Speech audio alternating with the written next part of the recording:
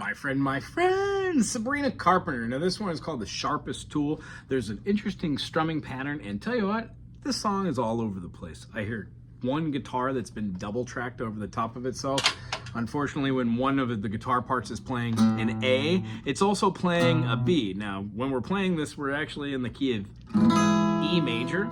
And the notation we're using over the top of this is based off the baritone side of this guitar, which means if you have a capo, you might want to put it at the 4th fret and play the chords I'm about to show you.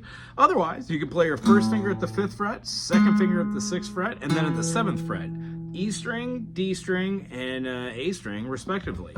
The strumming pattern is going to look as 4th, 8th notes, 1 and 2 and, going over all three of these, 6, 5, 4, 5, 6, 5, 4, 5, back and forth.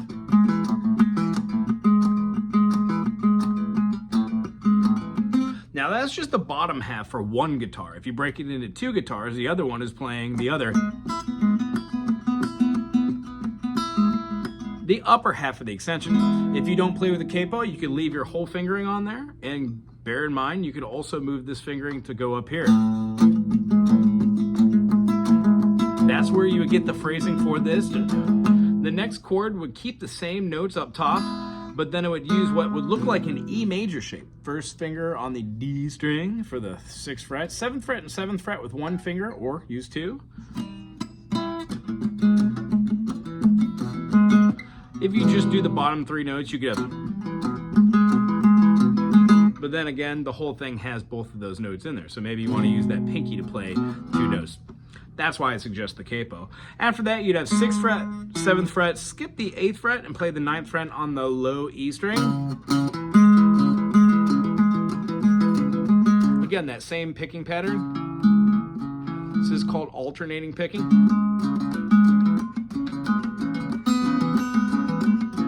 And then the last time, put the finger up top. There also is a quick notation where we would have the F sharp in there. And in using the capo, it becomes a little bit easier. So again, here's what the rhythmic value looks like.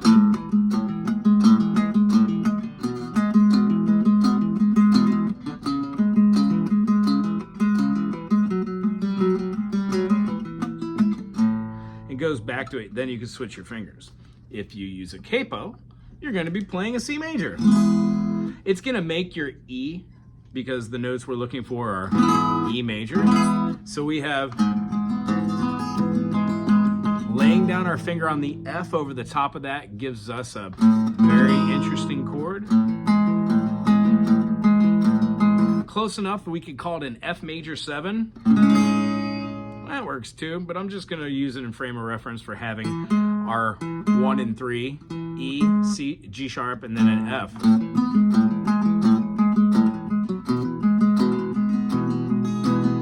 That way you can play the open notes with the capo and it still justifiably hits that note, and you can add in your, what is that, your E note right there anyways.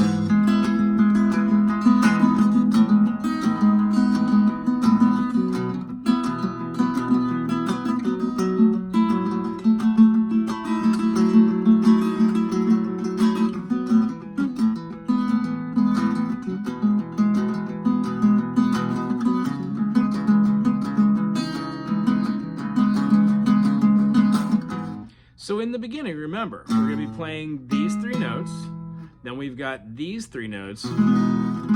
Also with that, we can move this up, and then these 2 cover here, but eventually it wants to go to that.